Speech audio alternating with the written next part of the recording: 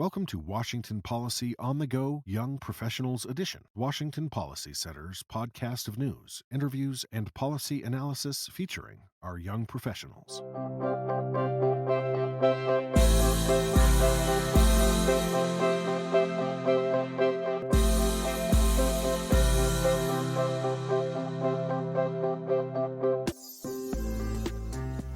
Welcome to the Young Professionals feature within Washington Policy on the Go. My name is Miranda Hawkins. I'm the Young Professionals Director, and today I have with me Martin Barrett. Martin is one of the co-founders of Sozo Gifts, and it's an award-winning for-profit business that has connected the customers with giving, with being generous and giving back. And so everything that they purchase through his company, they actually get to say where part of those proceeds are going and how it's contributing to people in need and different nonprofits.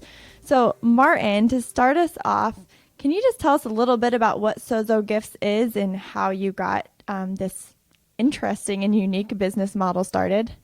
Love to. Thank you, Miranda. It's wonderful to be on the podcast with you. So before I say that, it's fun to be a part of WPC because I am a conservative. And the reason I am is because my primary drive is for the poor. And I believe that conservatism has the best solutions for the poor.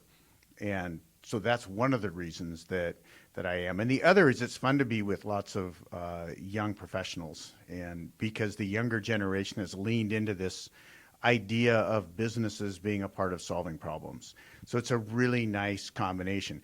What most people don't appreciate is that if you look at all the studies, conservatives tend to be really generous, more so than those that aren't conservative. But what conservatives haven't figured out is that generosity is actually one of the best ways to build your business. And that has eluded most people. And so we can spend a little bit of time talking about that later. But Sozo Gifts and how it got started. We began this as a concept in 2009 when good friends came back from working on the Mercy ship overseas. And they were just struggling with, why am I here? Life is great. I sleep better, I eat better, I have a nice home, but I didn't change anybody's life today. So Monty, my friend, would come over for counseling. And as I've said before, I don't counsel. He actually is a licensed mental health therapist, and his background is neurobiology. And he would come over and say, I need counseling. And I always would say to him, Monty, you know I don't counsel, but I do have wine. So why don't we sit down? That's all you need, right? That's all we need. We just need a bottle of wine and two good ears to listen. And so Monty would pour out his stories and his heart about their experiences on the Mercy ship. And one time in particular, he was spending a lot of time just sharing stories about orphans in Liberia. And as he got talking about these orphans, and then he got talking about what a dollar buys in Liberia, I stopped listening to him anymore. And I'm off into Never Never Land. And my wife and I had just sold a winery down in Oregon, and we've been saturated in the wine business. And what I knew is anybody that gets in the wine business is crazy because it's completely overbuilt. The beauty of that is there's all this excess capacity. And I thought, we could make really solid value to world-class wines without ever needing to own a brick or a stick. And because of that, we would have margin to give away. So I said, Monty, I think proceeds from a glass of wine could feed a kid for a day.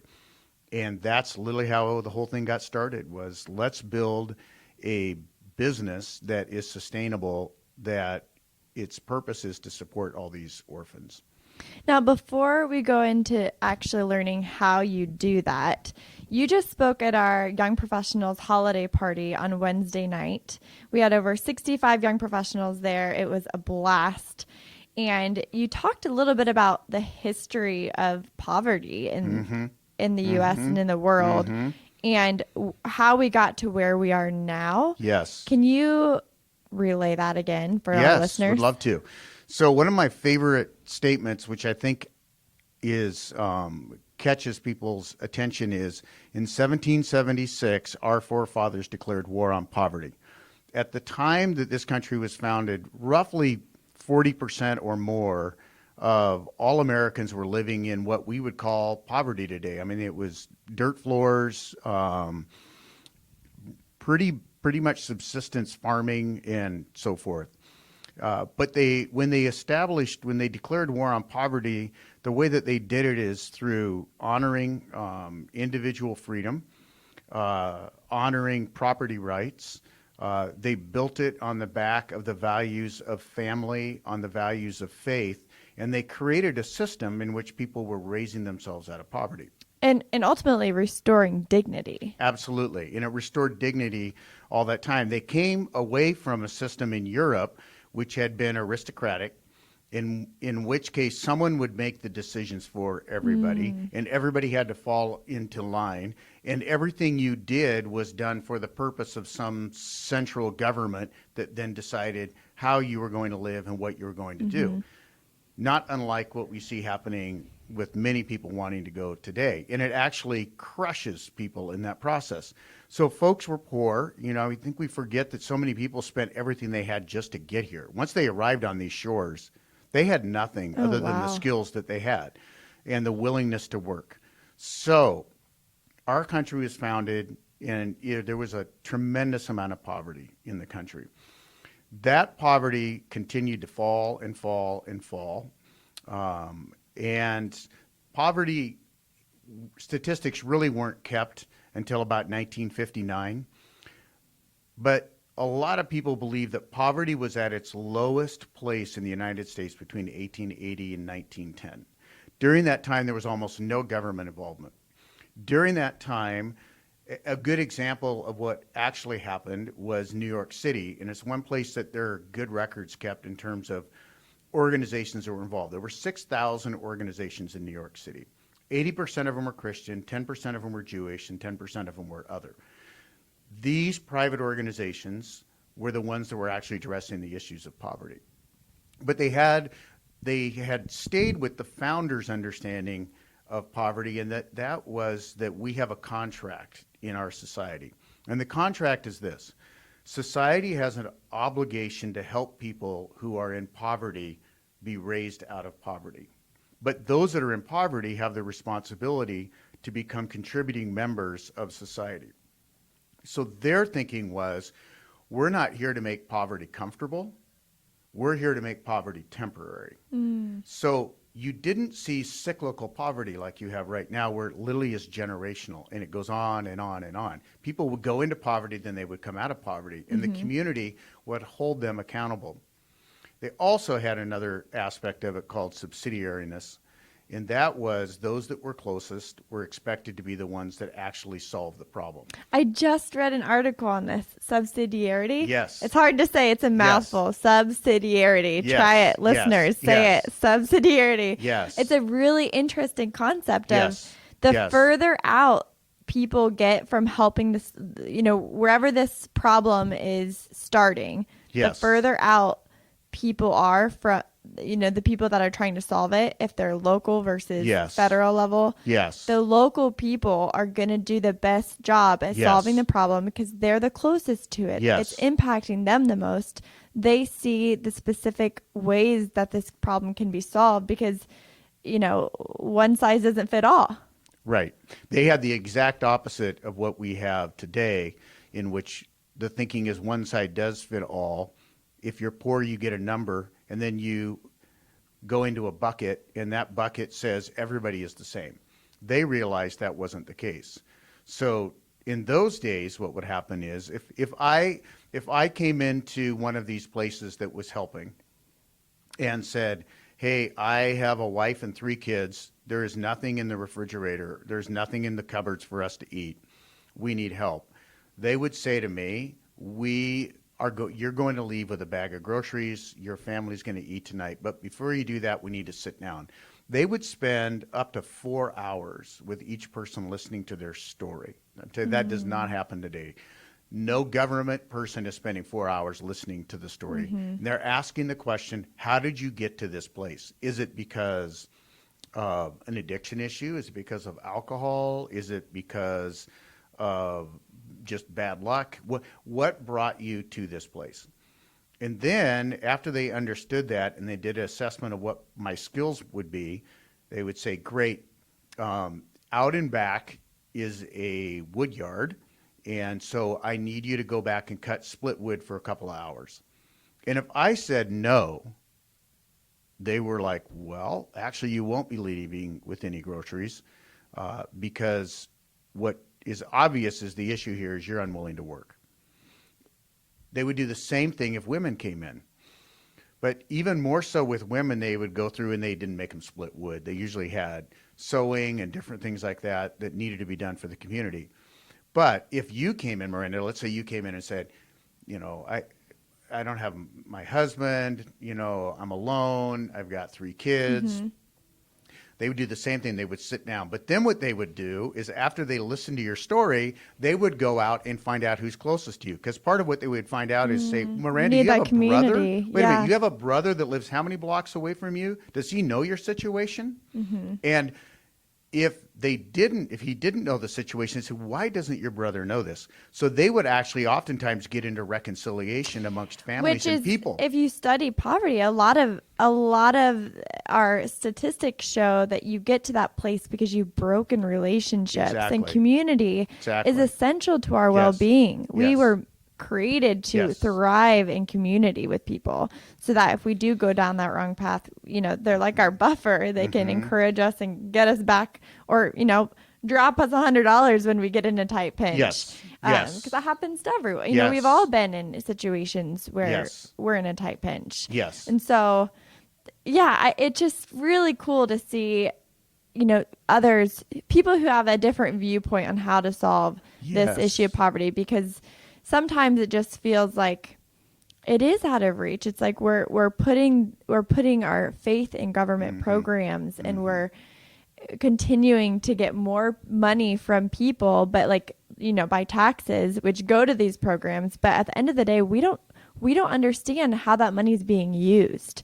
And if we could see how our tax money is actually, where it's going, what organizations, and how they're actually pulling people up, I think it'd be easier to give our money. I love giving to charitable organizations. But when I don't see what's being done with it, that's frustrating to me. And so tell us about Sozo Gifts and how you've used the free market in this business to do just that. So we decided we were going to take 10% of our revenue and we were going to use it to give away. And so we took buckets, and a bucket would be trafficking, a bucket would be homelessness, a bucket would be veterans coming back and dealing with PTSD or family issues, whatever. So we have these buckets, and each one of these buckets has an organization in it, and it's an organization that's really effective at what they're doing, which is one of the beautiful things is when you go through those, as you're saying, Miranda, when you have the ability to select and the free market chooses, the free market will always go towards effective organizations that actually are getting results. Yeah, if you work hard for your money, you want to make sure it's spent well. Exactly. Exactly. So those organizations, by the way, just a little bit along your line, usually are organizations that treat people with dignity and honor. The idea is you're actually capable of becoming a contributing member of society, and we want to help you get there. You're capable of being healed from these situations that you're in, from the choices you've made or choices other people have made for you. There's a sense of dignity and honor that happens in that you just don't get through a government type program. They just don't do that. They can't. The one thing that most of these people want is love. It's the one thing the government will never be able to give. Yeah, I feel like the government has a time and place and is very good at, there's certain things where the government's very good and essential for, but solving these issues, we need the 4 hours. Exactly. It's kind of like our healthcare system right now. Exactly. You go into the doctor, you're paying how much for it? Yes. And he gives you 20 minutes of his time, and at the end of the day, you're just a number in the hundreds. He's patients he's working on. So it's like these people need to know, like, you're coming alongside them because you genuinely care and you're Yes. willing to sacrifice Yes. your time to Yes. help them. Yes. So we grew Sozo Gifts in large part because the quality of the product, and then people had this giving experience. So you would open up the gift box, and it would say, "Thank you so much for purchasing whatever your car or your mortgage or whatever it might be from us." Proceeds from this gift box are going to do something, whether it's provide a day at college for a girl safe from trafficking, a safe night for a kid off the street, 15 meals, counseling for a returning veteran and their family. And then we would have a story on the back of this card that was inside these beautiful gift boxes explaining how the company has been involved in these issues. And this just really took off on us. And one of the reasons that it took off is because we literally stepped into something we didn't understand when we did. And that is, generosity is one of the most powerful relationship builders. And literally, we're hardwired to trust people through generosity when we have these shared experiences. Yeah, and we're going to bring in the co-founder of Sozo, Monty, on a second podcast episode, a follow-up to this. And he's actually, what degree does he have? Tell me again. His graduate work is in neurobiology. Neurobiology. So he's actually going to talk about the science, like what goes on in your head. You release something. What was a big word? Oxytocin. Oxytocin. You release oxytocin. And there's actually a science behind this. So he's Yes. going to talk to us more about that in the next episode. So when they're when they buy a gift from you, do they get to choose which They choose a organization? bucket. Okay, So they choose a bucket. A And then company there's says, "Oh, organization. we're really involved we really care about this aspect." So whether that's hunger, whether that's trafficking, or whether that's veterans, they choose a bucket, and then proceeds go from that gift box to that cause. Okay. And then we continually engage them, that company, in the outcomes that are happening because of their loyalty to us. Do you like stay in touch with your customers on like a monthly or yearly basis to show them, like, not just when they purchase the item where their money's going, but like consistently through the year? Like, do you Yes. touch base with them? Yes. So what we do with Sozo Gift customers is we communicate with them almost every month about what their loyalty to Sozo Gifts has done to Oh, change wow. people's lives. And then we also give them an opportunity to give our money away. So hopefully this won't be too confusing, but they usually choose a cause that they want money to give to, but we have our funds as well. And so we communicate, like Northwest BMW as an example. We communicate with the Northwest BMW staff, and what we say to them is, "Thank you so much for your loyalty to Sozo Gifts. We're grateful. Your loyalty is generating funds to meet important needs. Since you are the source of those funds, we want you to be our partner in giving them away." So then we invite them, in our particular case, to choose one of, say, 4 different causes that they want to support. And once they choose that cause, then we put them into a communication strategy where we're constantly communicating with them each month a story about how their loyalty to Sozo Gifts is helping homeless kids get off the street. That's so we cool. stay in touch with them. And now we have some of our customers, like Northwest BMW, Guild Mortgage, Fairway Mortgage, a Lexus dealership, a couple of mini dealerships, and they have now taken this to their customers. So they have done the same thing. They've said, "We have funds that we want to give away, and we want our customers to be a part of this." So that is what we call World Changers. So we have Sozo Gifts, and then we have another company called World Changers, where we help businesses understand that if you properly engage your customer around generosity, you can grow your top and bottom line by doing this. And as we say, So it's a win-win. it's a win-win. It's a win-win. Absolutely. So if this is, such a lucrative idea, why aren't more businesses doing this? What's the catch? The big catch is this. There's a mental block that most companies won't get over, and it literally is an issue of humility. At the base of it all, there's a recognition that your customer is the source of your generosity. There's not a business out there that gives anything away if a customer doesn't walk through the door or purchase something online. Most companies acknowledge that, but they don't want to carry that the whole way through the generosity experience. So companies feel like we earned this money, we're going to give it away. They give it to who they want to give it to. They want to give it to. And which is great. They should give it to who they want to give it to. They have earned it. So every business has earned their money. They have created value. Customers have freely come in. They've purchased it. What we do is we say to a company, what are the things that you care about?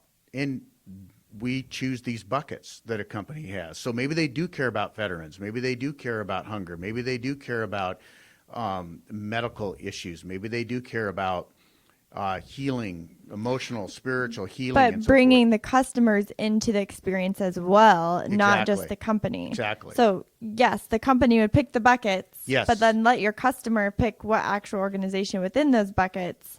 Well, they get to decide. So what we do is we communicate with a customer. So if you were a customer, Miranda, it would be you'd get an email from BMW Northwest, and it would say, "Thank you so much for purchasing your car from us. We're grateful."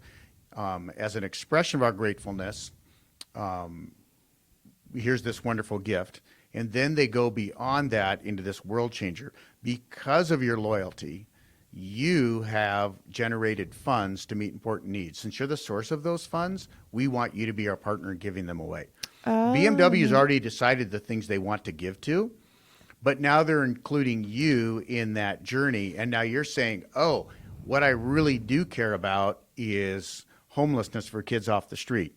Now you have a partnership between BMW and yourself in terms of helping kids. Both of you care about that. So here's what's fascinating. The moment you vote, the moment you say, I want BMW funds to go to help kids get off the street, you have an oxytocin experience. And as oxytocin washes over your brain, you cannot not grow in loyalty and trust with them. It's literally impossible not to. Wow. Shared generosity experiences will always create loyalty. Well, that is a great place to end this episode on. I think we're going to bring in Monty for the next one. So stay tuned for our next episode. It should come up right after this. And to end this one, I want to ask you, Martin, what's something our listeners probably don't know about you? Well, most people associate me with wine, but actually coffee was I just fell in love with coffee. When I was in Ecuador as a sophomore in high school, every morning Maria would pull beans out and roast them on the stove and then grind up the coffee for me. And I fell in love with coffee in high school. And then I came back to the United States and I thought, I love coffee. And I tried the coffee here, which back in my day was MJB, Folgers. It was nasty stuff. I mean, it was floor sweeping type stuff.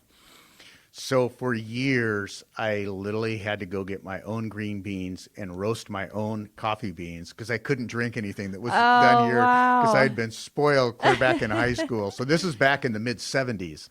And so coffee has always been something that I've loved even more than wine and I think it started me down my food fanaticism. Do you ever think about doing coffee as part of your gifts? We do coffee as part of our gifts. And so we went and got what I believe is the best roaster anywhere in the world, which is Cafe Luso over in Redmond. And we searched high and low until we found the one we call Phil the coffee whisperer.